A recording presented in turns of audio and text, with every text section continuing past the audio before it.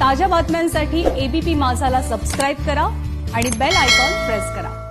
महाराष्ट्रातला लॉकडाऊन हा 31 मे पर्यंत वाढवण्याचा निर्णय झालेला आहे।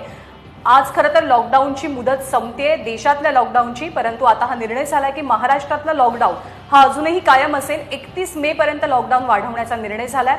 महाराष्ट्रात रुग्णसंख्या सर्वात जास्त आहे। आपण देशाचा विचार केला तर सर्वात जास्त रुग्ण हे महाराष्ट्रात आहेत, मुंबईमध्ये आहेत आणि त्यामुळे अर्थातच हा निर्णय झालाय की महाराष्ट्राचा लॉकडाऊन वाढवला जाईल। रश्मी पुराणिक आपल्या सोबत आहेत। रश्मी, आपण पाहत आहोत की आज खरं तर अपेक्षाच होती की ही ऑर्डर येण्याची आणि मुख्य सचिवांनी ही ऑर्डर काढलेली आहे की 31 मे पर्यंत महाराष्ट्रातला जो लॉकडाऊन आहे तो वाढवलेला आहे आणि आधी ज्या सूचना आणि नियम दिलेले आहेत, अटी शर्ती आहेत, त्या पुढे लागू होतील। फक्त प्रश्न असा असतो की नॉर्मली पहिल्यांदा सरकार हा आदेश काढतं की आम्ही लॉकडाऊन कधीपर्यंत वाढवला आहे, तो 31 मे पर्यंत वाढवलेला आहे। आता संध्याकाळपर्यंत नेमकी कोणत्या झोनमध्ये काय काय गोष्टी करता येतील नाही येणार याची देखील स्पष्टता येईल, कारण आधीच आपल्याला आरोग्य मंत्र्यांनी देखील असे संकेत दिले होते।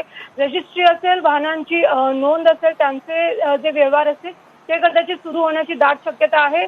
रेड झोन मध्ये पण आपण बघितलं की अनेक ठिकाणी अजूनही एकल दुकानं जी आहेत ती सुरू झालेली नाहीत। ऑरेंज झोन मध्ये देखील तर दाट शक्यता आहे ती दुकानं देखील सुरू होण्याची। आपण जे पुढचे आदेश आहेत की आता लॉकडाऊन वाढवलं आहे तर 31 मे पर्यंत काय काय करता येईल, कोणत्या कोणत्या अटी आहेत आणि कोणत्या कोणत्या अटी ह्या शिथिल करण्यात आलेल्या आहेत याची पुढे ऑर्डर आल्यावर समजेल। परंतु लॉकडाऊन जो आहे तो 31 मे पर्यंत वाढवला आहे।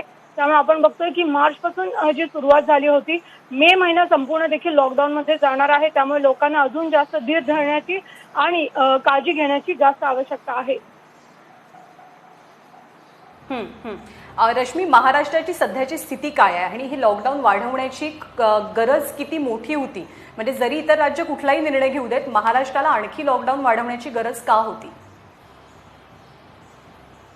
खरं तर आपण राज्यातील लोकांना ही थोडी मानसिकता करून द्यायला पाहिजे। ज्या पद्धतीने रुग्णसंख्या वाढते आणि विशेषतः शहरात ही रुग्णसंख्या वाढते, म्हणजे जर आपण बघितलं मुंबईसारखं शहर आहे, पुण्यासारखं आहे, औरंगाबाद आहे, नागपूर आहे, नाशिक झोनमध्ये जर आपण बघितलं मालेगाव आहे, इथे रुग्णसंख्या खूप मोठ्या प्रमाणात वाढत आहे। संपूर्ण महाराष्ट्रात जरी ह्याचा फटका नसेल बसला तरी शहरांमध्ये, नागरी भागांमध्ये ह्याचा खूप मोठ्या प्रमाणावर फटका आहे। जर आज आपण महाराष्ट्रातली गोष्ट केली तर 30,000 रुग्ण पोहोचलेले आहेत आणि एकट्या मुंबईत 18,000च्या आसपास रुग्ण झालेले आहेत। जर आपण पुण्याची गोष्ट केली तर 3,000 पण रुग्ण तिथेच आहेत। त्यामुळे नक्कीच रुग्णसंख्या ही वाढत चालली आणि मुंबई MMRची जर आपण चर्चा केली तर ठाणे आणि नवी मुंबईमध्ये 1,000च्या वर रुग्ण गेलेले आहेत। रुग्णसंख्या ही वाढत आहे, त्यांचा जो दर आहे तो देखील वाढत आहे। त्यामुळे अजूनही आपल्याला जर हा प्रादुर्भाव थांबवायचा असेल तर हा लॉकडाऊन राखणं गरजेचं आहे। परंतु आपण बघतोय की ऑरेंज आणि ग्रीन झोनमध्ये मात्र काही अटी शर्ती ज्या आहेत त्या शिथिल केलेल्या आहेत। त्यामुळे तिथल्या ऍक्टिव्हिटीज ज्या आहेत त्या तशा सुरू करण्याची मुभा आता ह्या पुढच्या एक्सटेंडेड लॉकडाऊन मध्ये किती करण्यात येणार आहे, काही ठिकाणांमध्ये काय सवलत दिली जाईल हे समजेल। रश्मी, मी अगदी हेच विचारणार होते की अटी शर्ती नेमक्या कशा असतील, नियमावली कशी असेल, या संदर्भातली काही माहिती मिळू शकली आहे का? जसं एक चर्चा होती की ऑरेंज आणि ग्रीनमध्ये काही दुकानं जी आहेत ती अजून जास्त प्रमाणात सुरू करण्याची जी आहे शक्यता आहे। त्यामध्ये देखील वेळ कदाचित कालावधी जो आहे वेळेचा तो दिला जाऊ शकतो, म्हणजे सकाळी 10 ते 2 पर्यंत दिला जाऊ शकेल किंवा इतरांना 4 ते 6 पर्यंत दिला जाऊ शकेल। जसं पंतप्रधानांनी म्हटलेलं की संध्याकाळी 7 ते सकाळी 7 पर्यंत मात्र कोणत्याही ॲक्टिव्हिटीज होणार नाही। तर उरलेला वेळ मात्र हा खूप मोठ्या प्रमाणावर आहे। त्या वेळेमध्ये काही ॲक्टिव्हिटीज करता येऊ दिल्या शकते। जसं आपण बघतो की आताच कारखाने जे आहेत त्यांना परवानगी देण्यात आलेली आहे, अजून तिथे परवानगी देण्याची जी आहे ती सुरुवात करता येईल। परंतु रेड झोन आणि कंटेनमेंट झोन आहे तिथून मात्र कोणीही जाणार नाही, कारण स्वतः मुख्यमंत्री म्हणाले होते की संपूर्ण महाराष्ट्र आपल्याला ग्रीन झोन करायचा आहे 31 मे पर्यंत। त्यामुळे जो कंटेनमेंट झोन आहे तिथे आपण जो बघतोय आपण अधिकच्या ज्या तुकड्या मागवल्या आहेत तिथे लॉकडाऊन खूप जास्त स्ट्रिक्ट करून इतर भागामध्ये इतर ॲक्टिव्हिटीज करायची परवानगी ही राज्य सरकार देऊ शकतं। फक्त आता ती कशा पद्धतीने देणार हे आपल्याला बघावं लागेल। विशेषतः एकल जी दुकानं आहेत ती जास्त सुरू होऊ शकतात आणि दारूच्या बाबत पण जसं आपण बघितलेलं आहे की होम डिलिव्हरी देखील करायला सुरुवात केलेली आहे आता अनेक भागांमध्ये। तर ह्या काही गोष्टी आहेत ज्या प्रामुख्याने कदाचित आपल्याला बघायला मिळू शकतात ह्या पुढच्या काही दिवसांमध्ये। हो रश्मी, आणखी एक माहिती अशी समोर येते की जी ऑर्डर आहे त्याच्यामध्ये असं नमूद करण्यात आलंय की अटी आणि शर्ती या आधीप्रमाणेच असतील। म्हणजे आता कुठली सूट आधीच्या परिस्थितीचा, आधीच्या लॉकडाऊनचा आपण विचार केला तर त्याच्यामध्ये जे नियम होते, जी बंधनं होती तीच बंधनं लॉकडाऊन 4 मध्येही असतील का? कुठलीही सूट मिळणार नाही का, असा याचा अर्थ काढायचा का? सध्या तरी असंच म्हटलं पाहिजे, कारण जसं मी सांगितलं की एकदा लॉकडाऊन वाढवला की त्या परिस्थितीनुसार पुन्हा एकदा नियमावली काढली जाते. त्यामुळे आज रात्री पुन्हा थोडीशी एक नियमावलीची अपेक्षित आहे की तुम्ही काय काय सुरू करू शकता. जसं मी सांगितलं की आधी आपण काही ठिकाणी एकल दुकानांना परवानगी दिलेली आहे, किंवा आपण जर बघितलं ग्रीन झोनमध्ये थोडी वाहतूक व्यवस्था सुरू केलेली आहे, पण ऑरेंज झोनमध्ये ती केलेली नाही आहे. कारखान्यांना सुरुवात केलेली आहे, कर्मचाऱ्यांची संख्या पण एक ठरवून दिलेली आहे, त्यामध्ये काही वाढ होईल का हे देखील पाहणं अपेक्षित आहे. परंतु मूळ जे ढोबळ तुमचे नियम आहेत, सोशल डिस्टन्सिंग पाळणं, मास्क घालणं असेल, किंवा सार्वजनिक वाहतूक सुरू होणार नाही, किंवा कोणत्या जिल्ह्याच्या ज्या सीमा आहेत त्या तशाच बंद राहतील. कंटेनमेंट झोनमधनं कोणीही बाहेर जाऊ शकणार नाही. कंटेनमेंट झोन अजून कठोरपणे राबवता येईल. ह्या प्रमुख बाबी ज्या आहेत त्या तशाच राहणार आहेत. फक्त काही ऍक्टिव्हिटीजना अधिकची परवानगी मिळू शकेल अशी एक दाट शक्यता आहे. ज्ञानदा. रश्मी, त्याचबरोबर अर्थचक्र आता सांभाळायचंय, ते सुद्धा कुठेतरी स्पीडमध्ये यायला हवं, त्यांनी वेग पकडायला हवा आहे. एक बैठक सुद्धा झालेली होती शरद पवार, मुख्यमंत्री उद्धव ठाकरे आणि इतर मंत्र्यांची सुद्धा. तर आता राज्याचं अर्थचक्र सुद्धा वेगवान करण्याच्या दृष्टिकोनातनं या पुढच्या लॉकडाऊनमध्ये काही विशेष प्रयत्न केले जातील का? त्या अनुषंगानं काही निर्णय किंवा त्या अनुषंगानं काही शिथिलता येण्याची शक्यता आहे का? ज्ञानदा, जसं मी सांगितलं, रजिस्ट्री सुरू होणार आहे. विशेषतः महसूलसाठी हे खूप महत्त्वाचं असतं, त्यामुळे ती एक गोष्ट सुरू होणार आहे. गाड्यांची खरेदी विक्री जी आहे त्याची नोंदणी, त्यांचे व्यवहार एक सुरू करण्याची चर्चा आहे. दुसरी गोष्ट म्हणजे आपण बघतो की कारखान्यांना बऱ्यापैकी त्यांनी परवानग्या दिलेल्या आहेत. अजून जास्त ठिकाणी कोणी जसं अप्लाय करेल त्यांना परवानगी देण्यात येतील. कामगारांना त्यासाठी जी मुभा असेल मुवमेंटची, त्यामध्ये देखील आपण बघतोय की वाहनं जास्त उपलब्ध झाली तर त्या पद्धतीने देखील करून येईल. सगळ्यात मोठी मागणी जी मुख्यमंत्र्यांनी स्वतः केली होती मुंबईसाठी, की मुंबईत अत्यावश्यकसाठी तुम्ही रेल्वे सेवा सुरू करून द्यावी, कारण आजही हॉस्पिटल्स फुल फ्लेज सुरू होत नाही आहेत, कारण अजूनही कर्मचाऱ्यांना येण्यासाठीची जी व्यवस्था आहे ती उपलब्ध नाही आहे. त्याची एक मागणी केली आहे. कितपत केंद्र सरकार त्याला परवानगी देईल हा एक प्रमुख आहे. परंतु राज्यातील नेत्यांचं असं म्हणणं होतं दारूचं एक विशेषतः आपण जर बघितलं महसुलाची आवश्यकता आहे, त्यामुळे कुठेतरी अर्थमंत्री अजित पवार असतील किंवा इतर मंत्र्यांचं देखील मत आहे की दारूची दुकानं ही सुरू झाली पाहिजे. त्यामुळे राज्यामध्ये जर आपण बघितलं उस्मानाबाद असेल, मुंबई, ह्या सगळ्या ठिकाणी अजूनही दारूची दुकानं सुरू नाही आहेत. तर ह्याबाबत अजून काही करता येईल का, किंवा होम डिलिव्हरीच्या माध्यमातून काही करता येईल का, याची चाचपणी करता येईल सरकारला आणि त्या पद्धतीने निर्णय होतील. परंतु जे आपण म्हणतो नॉन एसेन्शियल जी दुकानं आहेत ती कदाचित सुरू होऊ शकतील आणि त्यामध्ये देखील कंटेनमेंट झोन सोडून इतर ठिकाणी सुरू करण्याची परवानगी राज्य सरकार देऊ शकेल, कारण अनेक ठिकाणी परवानगी देऊन ही सुरू झालेलं नाही आहे. तर याबाबत अधिक कठोर कंटेनमेंट झोन सोडून इतर काही सुरू करता येईल का, याबाबतची अधिकची नियमावली आज संध्याकाळपर्यंत आपण अपेक्षित करू शकतो. ज्ञानदा.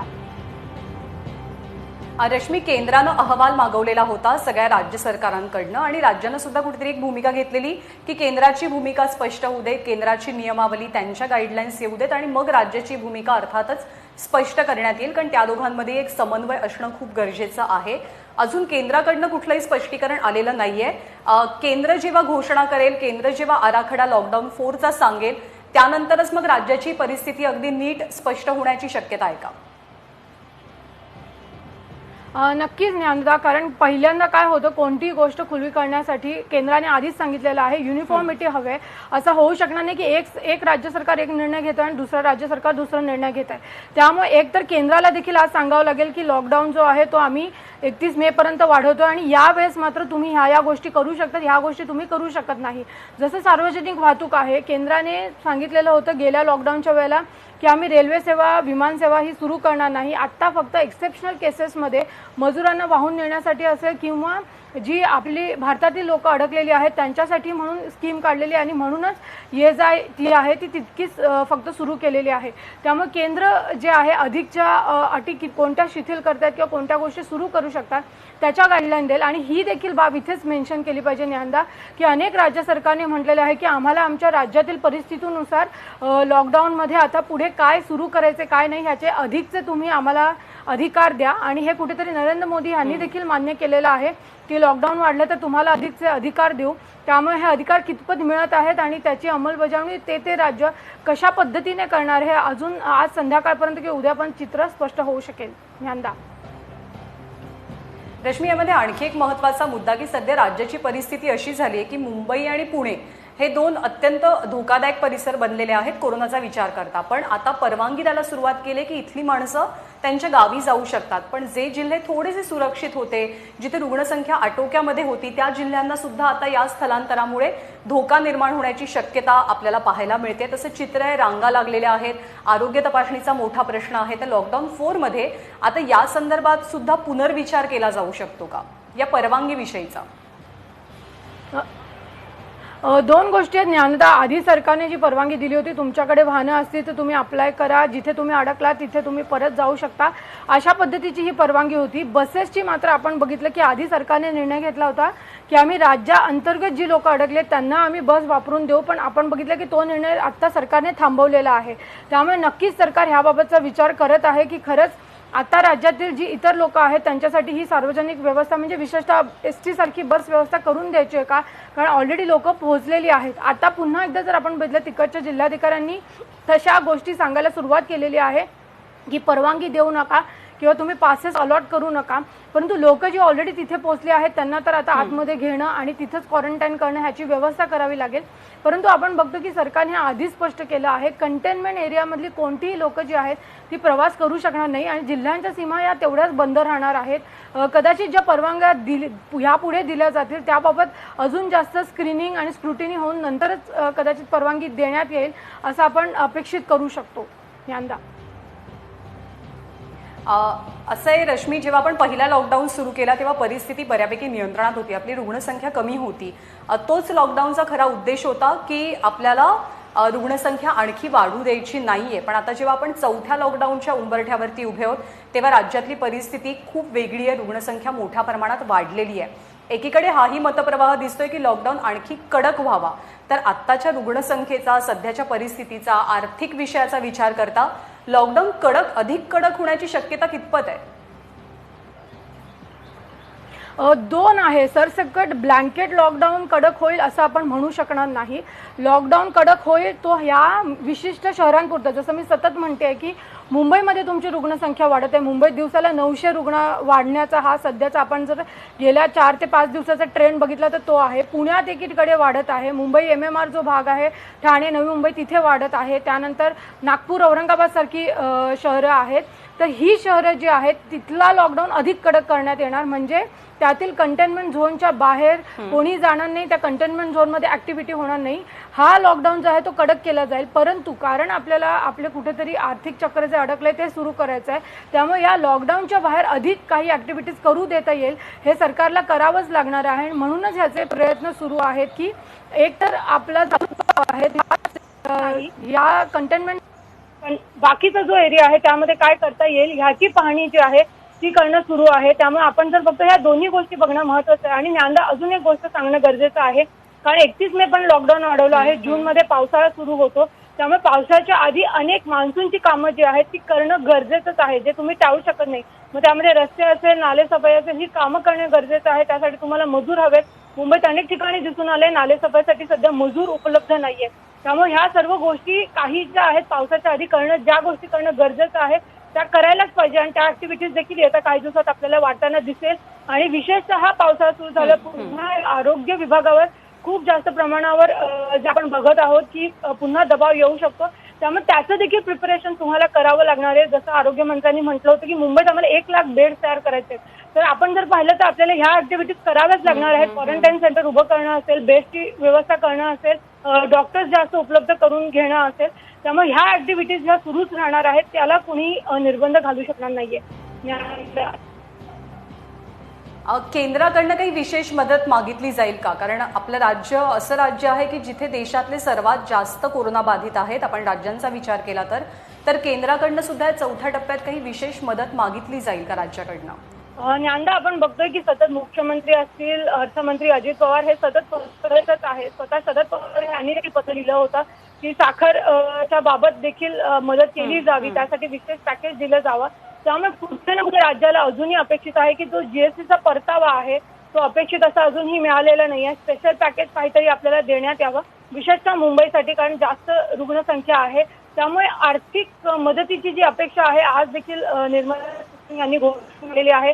तर महाराष्ट्राच्या वाट्याला खरंच किती येणार आहे आणि त्यातनं किती बूस्टर मिळणार आहे ह्याची आकडेवारी पुढे राज्य सरकार करणारच आहे आणि त्यानुसार पुढची गणित आणि पुढची मागणी जी आहे ती केलीच जाणार आहे. शेतकऱ्यांसाठी देखील अपेक्षित आहे, कारण पावसाचा सीझन सुरू होणार आहे. त्यामुळे काही ना काही जे आहे कर्जाच्या बाबत विशेषतः काय करून देता येतं शेतकऱ्यांना, यासाठी देखील राज्य सरकारने आधीच मागणी केलेली आहे. परंतु आता जो बूस्टर आला आहे त्यानंतर काय आपल्याला खरंच मिळणार आहे आणि काय अधिकची गरज आहे हे पाहून राज्य सरकार पुन्हा एकदा केंद्राकडे मदतीची जी आहे त्या संदर्भात पत्रव्यवहार नक्कीच करेल. यंदा